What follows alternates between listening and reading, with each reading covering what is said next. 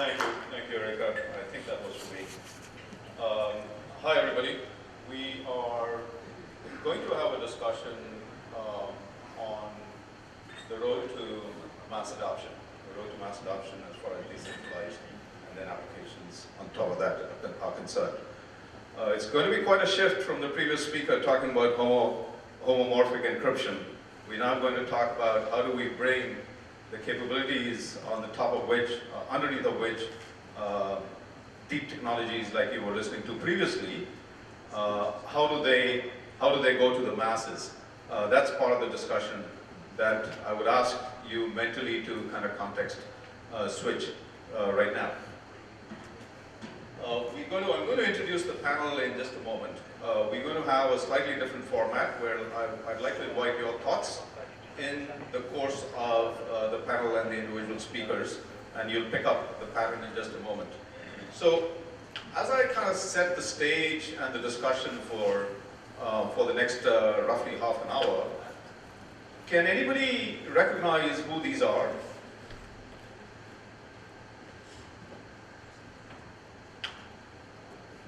Now, if anybody's from England, there's a possibility the person on the left you might be able to recognize. How about now? Right, so when you hear the sound bite, mind the gap, if any of you have been to London, or if any of you have followed the recent generations of online computing and the internet, and the meme, you got mail, which was popularized by AOL, these were the actual voices behind those sound bites, those email voices. My point related to the discussion over here is, if we were to take a sampling of recent few generations of technology and think how they were brought to the masses, what would those patterns look like? In the case of AOL, which even though it's called America Online, but I think it had fairly global reach, what they did is that they pushed a CD-ROM to everybody's postal mailbox. And then of course, there's the marketing, indelible by now, marketing strategy that accompanied it. So I'm sure there are other examples that in the course of this discussion I would invite the audience also to share. Each one of you is a panelist, by the way, today. I would invite you also to share on any experiences from your field on what are the patterns that might or might not apply. I'm not saying this model will necessarily apply, but what are some of the learnings and characteristics that might or might not apply on how we can bring decentralized platform-based technologies and application over to the masses. So if we look at our panelists for today, and if the AV control can put up the panel slide, please. Our first panelist is Giang. Benny is a founding member of Cryptokitties, which many of you should recognize has come to become a pretty good icon, and he's a product manager at Axiom Zen.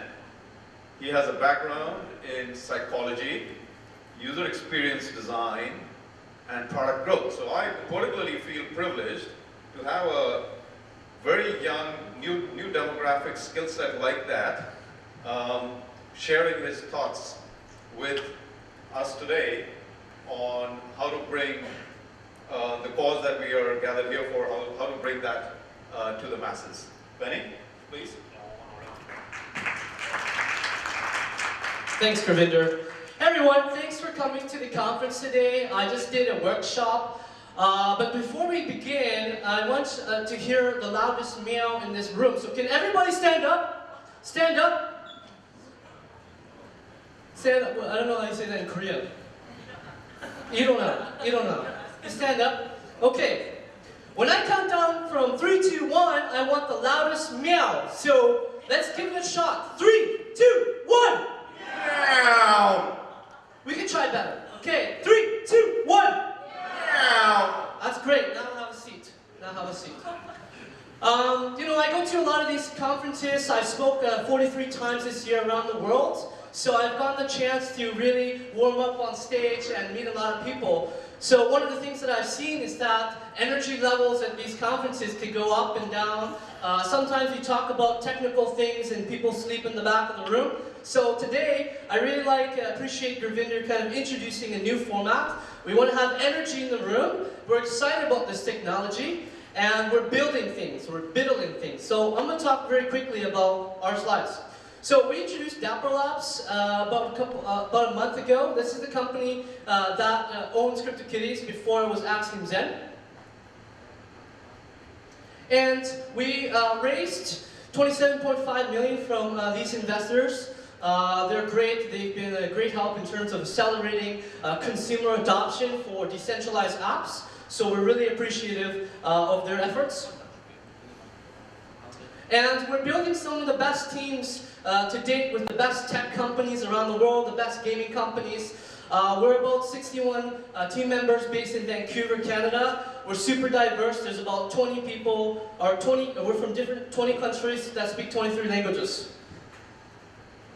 I don't have time for this video, but this is a video demonstrating Cryptokitties and how Cryptokitties works. So if you don't play the game, this is a very easy way to make it accessible. When we talk about mass adoption, we're talking about making it easy for people to understand these complicated processes. So right now it's showing you like an Ethereum miner cracking open the data, and when you breed these two kitties that are on the smart contract, it will be put onto the blockchain.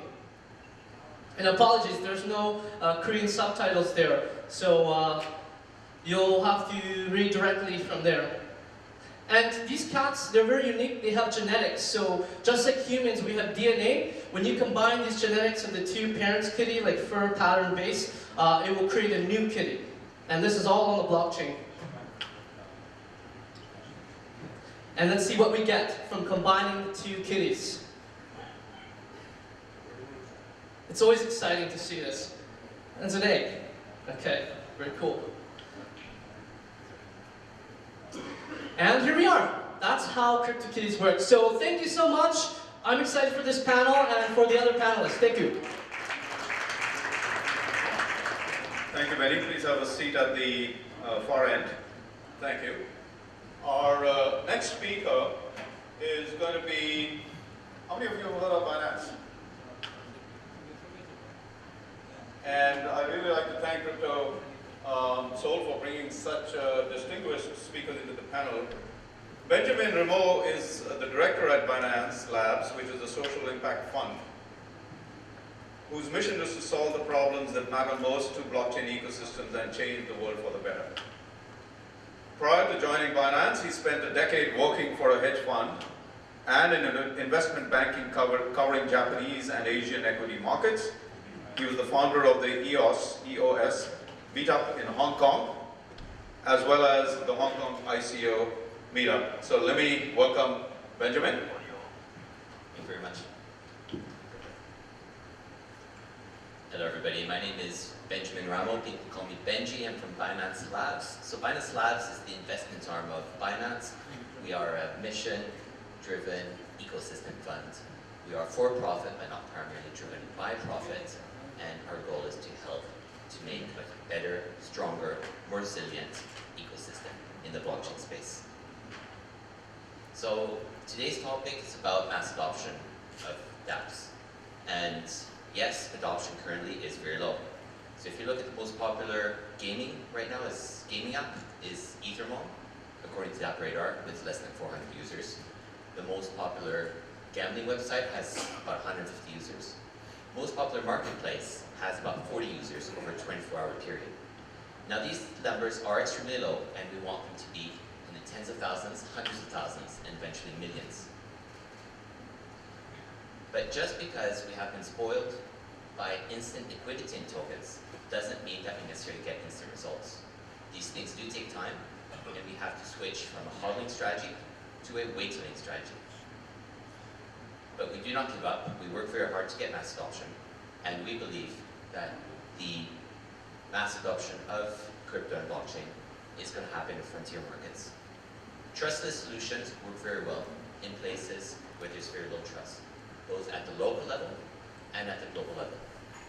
They work very well when you don't have big incumbents, just banks, which will lobby against the blockchain technology space.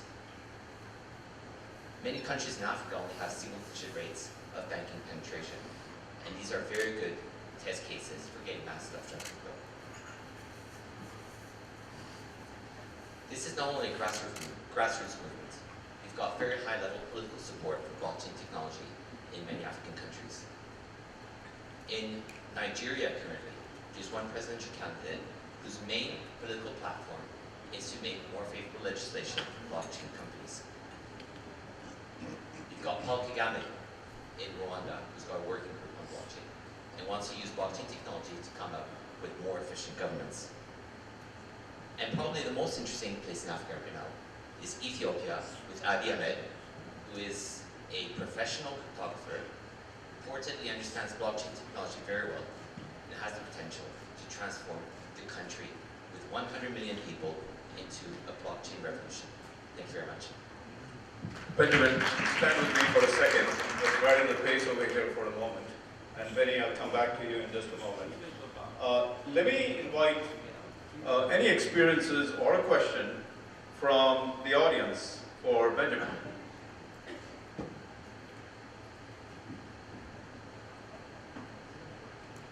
I hope you do, because, yeah, there we go. Can we take a microphone to the gentleman over there, please?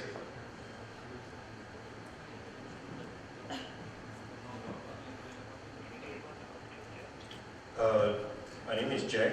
I'd like to ask how did Binance grow so fast?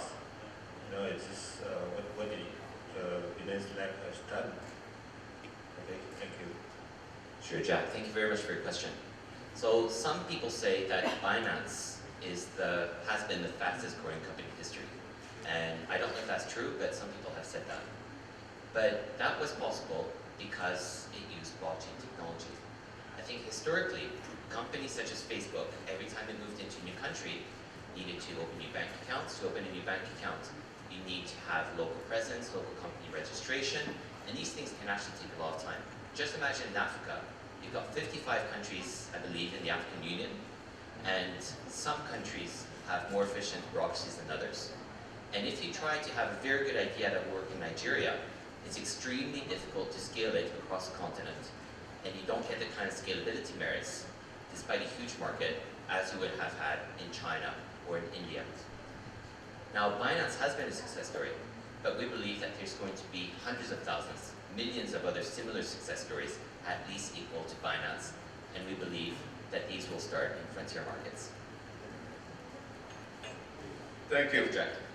Thank you, Benjamin, the second chair over there. Welcome. Only to be fair, I do want to turn our attention for a moment back to Benny. Benny is the one in the jazzy pants. Benny, my sons would kill for those pants. Let me open it back to the audience to invite a question or any thoughts, any experiences from the audience over here to share with Benny.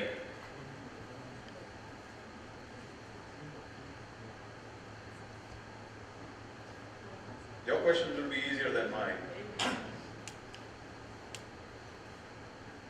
All right, so let me ask a question, Benny. Do you see Cryptokitties as being the future face of the entire crypto world? Yeah, I think that the gold coin with B and two lines across it as the brand image of blockchain and cryptocurrency is not very friendly. So I do believe it could be Cryptokitties, it could be any other game, but as a whole, as the industry, if you want to have mass adoption, we should kind of think about the brand image of this technology and make it more friendly. And of course, we'd love to have the kitties as the mascot for this amazing technology across the world. Thank you, Benny. Let's do this. So, Benny, by the way, lives in Vancouver. I don't know the rest of his diversity. Benjamin lives in, are you in Hong Kong? Correct. Okay. And then you lived in Japan and you speak Japanese. What you'll also notice is that we've got a very diverse panel over here, not just from the specialty, but also from the demographics. Which leads me into inviting our next panelist, and that is Mai Fujimoto. Mai is the CEO and founder of Gracone, a company that helps connect businesses in the blockchain cryptocurrency industry. She is an advisor to a renowned list of established IT companies in Japan. That's the additional demographics and geography she brings to the stage over here, such as GMO Internet and LayerX and MediBlock from Korea and many others. Please help me welcome Mai to the stage. Mai to the stage. Thank you, Gurvinder. Hi everyone, I'm Mai Fujimoto from Japan. Having been involved in this industry in cryptocurrency and been called as Miss Bitcoin since 2011. So current market condition is terrible, but based on my 7 years experience, I could say that this bear market is not too much surprising for me.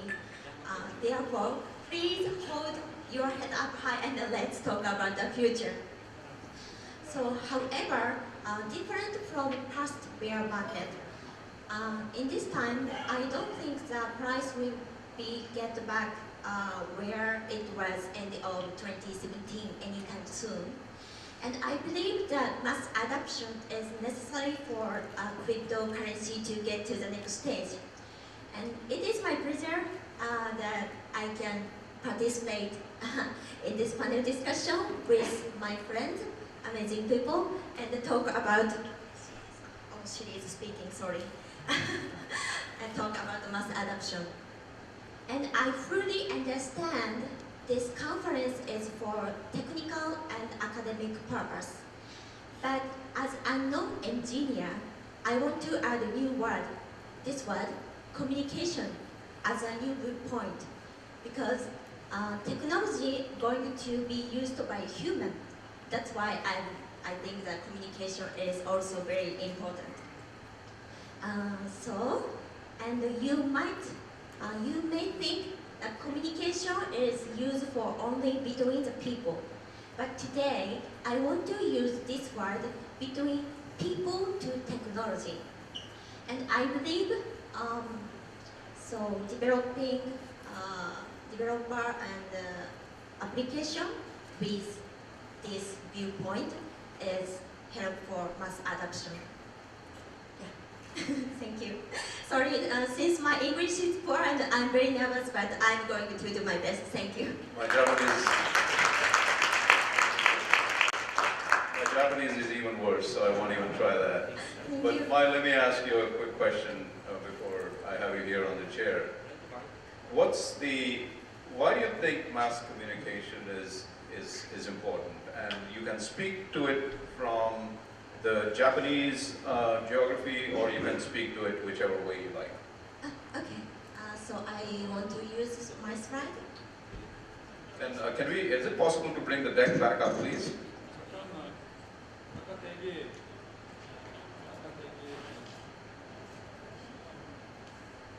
Thank you. Sorry for that flow disruption. Thank you.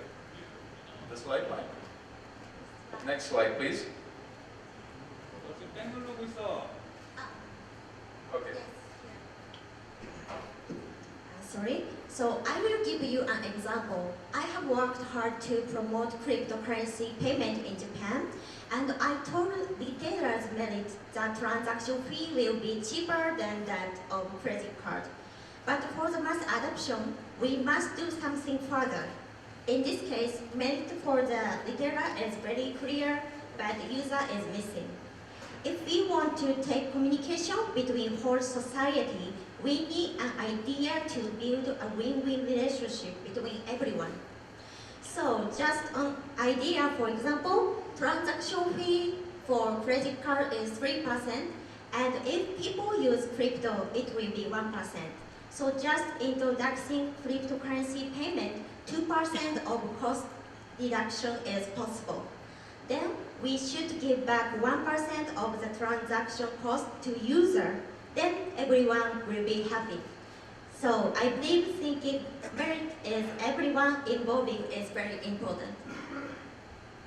Mai, even though you earlier remarked that the conditions of the crypto market are not very good, I don't know how to necessarily agree with you, because ever since SEOUL and the BUIDL conference started, and since Erica and the team have been doing this, which has been 24 hours, I think I saw a little uptake to the crypto market by 50-something billion today. Right? Thank you. Thank you so much. Thank you. And please do have a seat next to your brother from Japan. Thank you. Our last panelist, excuse me, is my friend Jonathan Chou, my friend from yesterday, just like all of you. And Jonathan is a co-founder and the CEO for BeeToken. And BeeToken, how many of you have heard of it? How many of you have heard of BeeToken? A few hands up there, so we really need to do more mass marketing, and we'll do it within the next 10 minutes over here. BeeToken is the Airbnb equivalent on blockchain. Previous to BeeToken, Jonathan was part of the engineering team at Uber. Jonathan has been interested in cryptocurrencies for many years, so please help me welcome to the stage Jonathan Chou.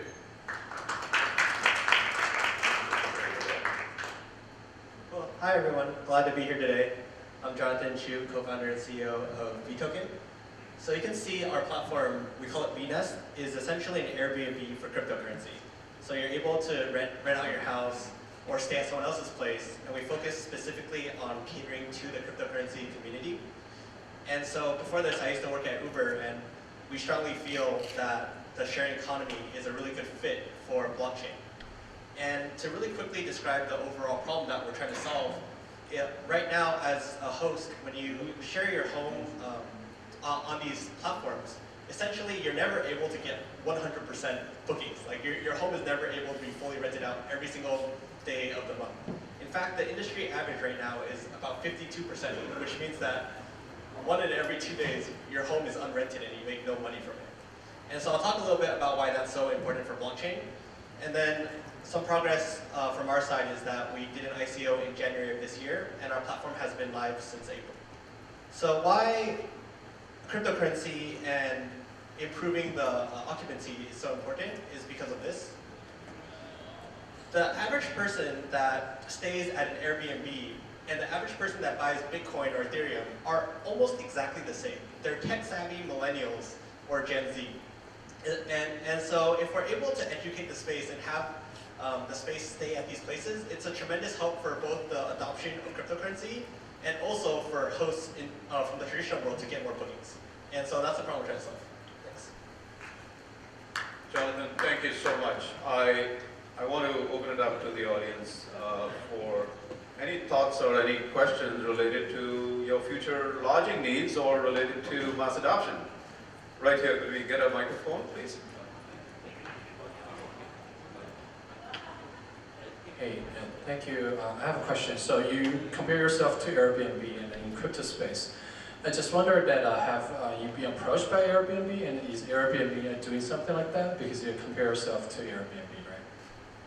Yeah, so we talked often to all the major brands, so not only like people from Airbnb, but from Expedia and Booking.com and other travel companies. And I would say for right now, most of the companies, at least from our knowledge, it's more of an R&D type stage where they're not investing fully in cryptocurrency because their main business, which is so much bigger, caters to the entire audience. But what I would say is that for most of them, the goal is the same, to get as many guests and bookings as possible. So they try to cater to all industries. So it wouldn't just be, for example, the cryptocurrency industry, but also, for example, they're making a lot of acquisitions and moves in like the luxury industry, the gay industry, like travelers specifically from China, Australia, or Japan. Things like this, very niche demographics. And so I think that's how they kind of view cryptocurrency, as another niche demographic, specifically of like tech-savvy millennials. There's another question down in the 5th row over there. Could you raise your hand again, please? There he is. Hi, thanks. Great project. Just wondering, why would a user use BeeToken instead of like Ether or Bitcoin? Like it just adds more friction, right? To have to convert to token and then spend that. What's your response to that? Yeah, so I think that's a really good question. I think one of the biggest misunderstandings of our platform is that I don't know how we should address this, but essentially people think they can only use BeeToken to rent out a place on our platform, which is not true. For us, we would, if we did that, it would completely limit the audience on our platform. So not only Bitcoin is on our radar, we don't accept it yet because smart contracts aren't compatible with Bitcoin, but we do accept Ether and USD. So you can think of BeeToken almost as a reward token. So when you pay with USD or Ether, we want to make the UI as, I guess, easy to use as possible, very similar to how you would use Airbnb and other components, but we just provide benefits that are very attractive to cryptocurrency community, such as being able to pay with crypto or earn BeeTokens as a reward.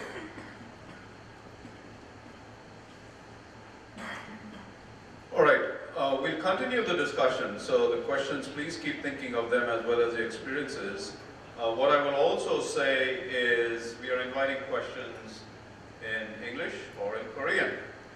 And we do have our translation devices as well. So, Jonathan, let me welcome you into the sitting arrangement here. So we get settled into the phase 2 of our conversation, which will probably give us another about 10 minutes or so. So keep the questions coming. I'm just going to start priming the pump over here with a question from my end.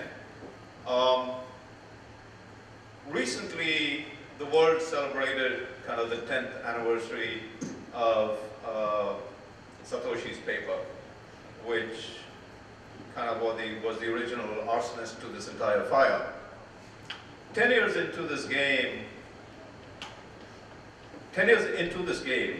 and 10 years from now, what do you feel will be the killer app for the decentralized world? Benny, should we start with you? The killer app, what do you see of the decentralized world? Yeah, I think it's gonna be games. Real. Awesome.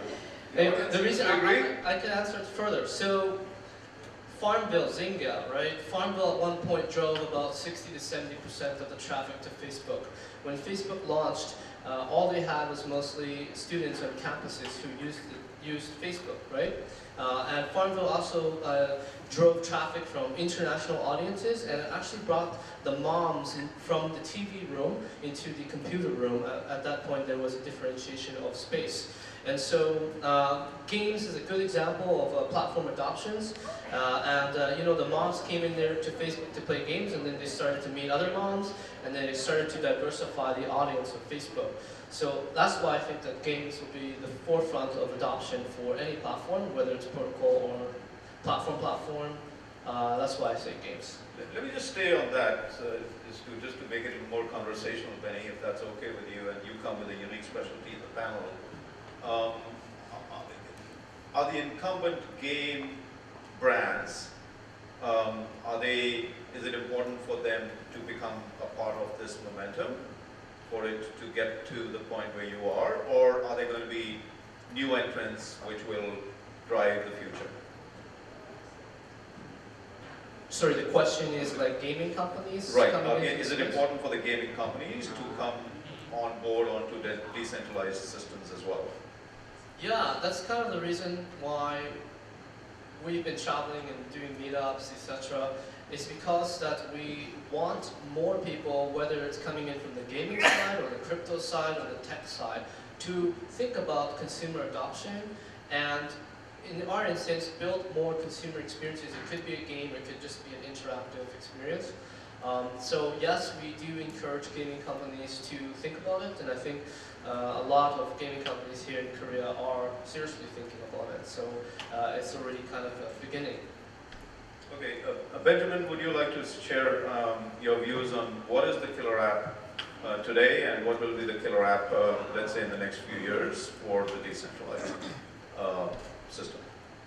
Sure, so I definitely don't disagree that games are one way to get mass adoption with very low friction, but we take a little bit of a different view. Now, to get mass adoption, you really have to solve a problem.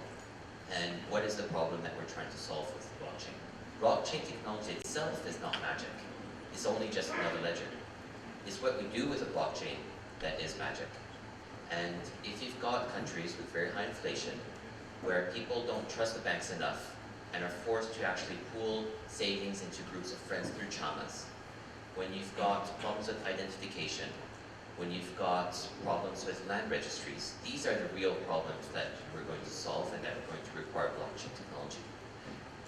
And for those reasons, we believe that frontier markets are the most exciting place to be.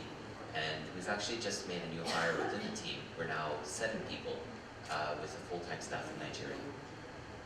Thank you, Benjamin. Mai, I'll come to you in just a moment specifically about the Japan market, but before I do that, and to Jonathan also as we pace this, let me open it up to the audience for questions and thoughts. Way back on the second last row or so, there's a hand up, and there's another one on the right edge of the room.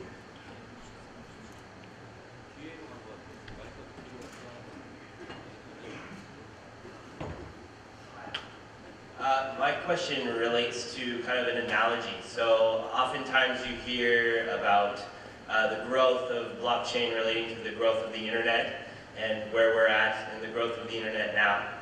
My question to you is about that comparison and whether you think it's a valid one, and if you think it's valid technically or just in terms of how people begin to use it, kind of along the lines of what we saw with the first slide.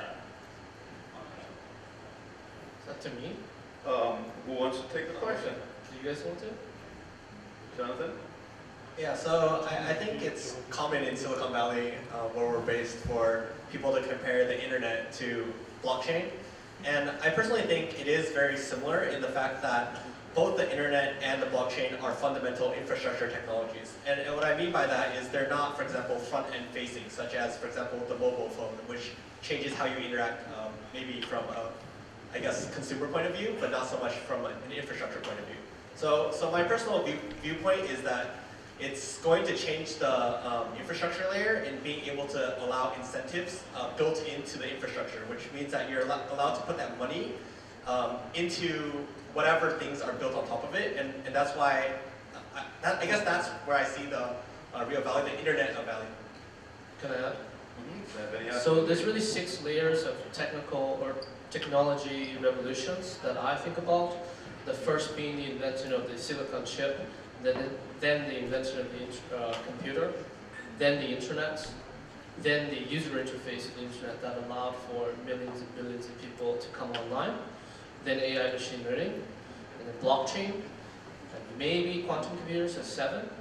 If you look in that same scale, yes, internet and blockchain is on that same realm. It does not include AR, VR, and any of those other types of technologies. So it is a fundamental technology. I do want to, I love the mix of questions coming from the audience, and I prefer the remaining 4 or 5 minutes to go to the audience. So there is a hand up over there, and I think there was another hand up at the back of the room. There's one over here, so if we can queue up the microphone, roving microphone. Do you have a question for anybody specific, or anybody can respond? Looks like the question, is it in Korean? 네, 한국어로 질문하겠습니다. Okay, 영어로 just one second. 설명했는데 한국어가 더 편한 것 같아서. Thank you. Okay, please, just one second. Everybody go ahead up. All right, channel number. Okay. Channel 2, thank you. Go ahead, please. 기술자가 아닌 평범한 사람들이 많이 써야 되는 게 뎁인데 그 뎁을 쓰는 사용자들은 대부분 블록체인이라는 건 암호화폐랑 연결을 가지고 있는데 지금 암호화폐가 해킹으로 인해서 되게 문제점이 많이 드러내고 있고 거래소의 중앙화 이런 문제점 때문에 사람들 대중적인 인식이 매우 안 좋은데 그러면 뎁을 상용화 시키려면 사용자 인식을 먼저 바꿔야 그러니까 암호화폐 인식을 바꿔야 뎁이 활성화가 되고 뎁이 홍보도 더 그런 사람들에게 신뢰성을 줄 수 있다고 생각하는데요. 어떻게 하면 그 사람들에게 신뢰성을 줄 수 있다고 생각하십니까? I think that's a great question. Who wants to take it? And let me set up this preamble. You know, we are also concerned, and we've been having a discussion around user experiences and a killer app and all that. I'm equally guilty. I think that's a really important question for us to address at the conference over here. What about the hacking and the breaches and the vulnerabilities related to cryptocurrencies? Who wants to take that on?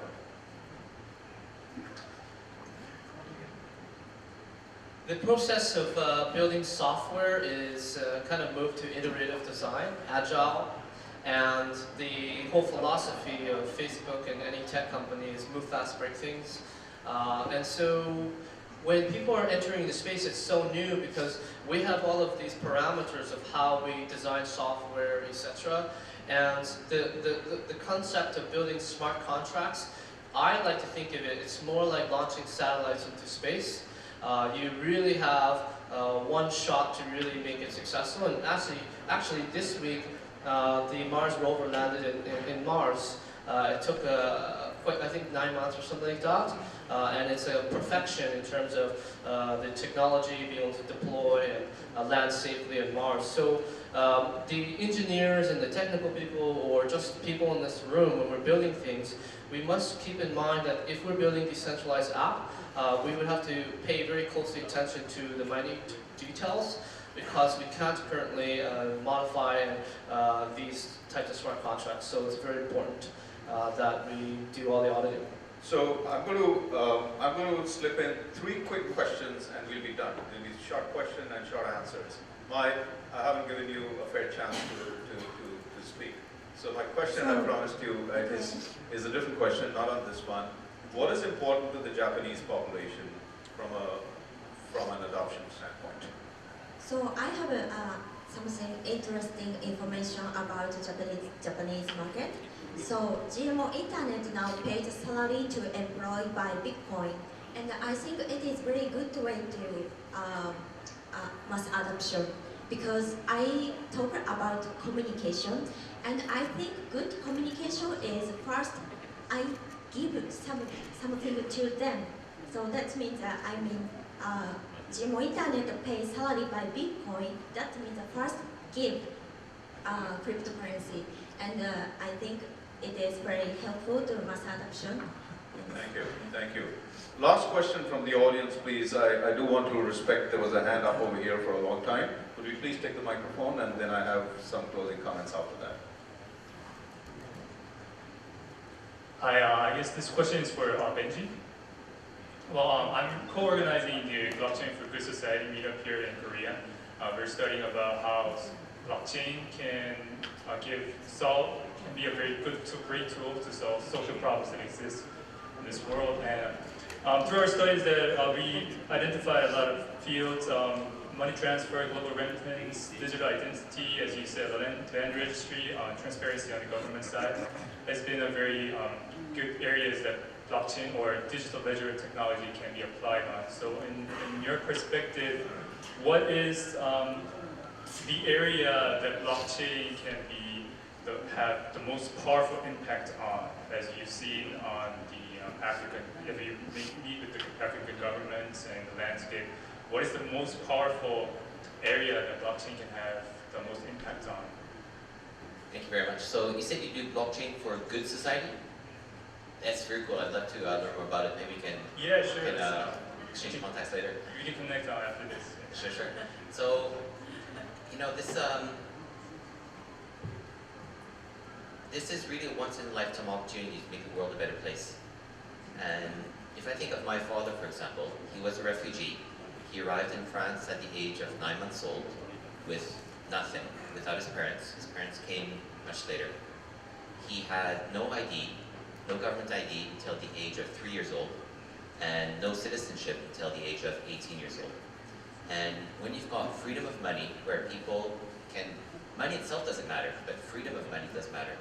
And the ability to transport your assets wherever you want and live wherever you want, to be able to remake your life whenever you want, and to have an immutable record of your identification on the blockchain where no government can ever say that you do not exist is very significant.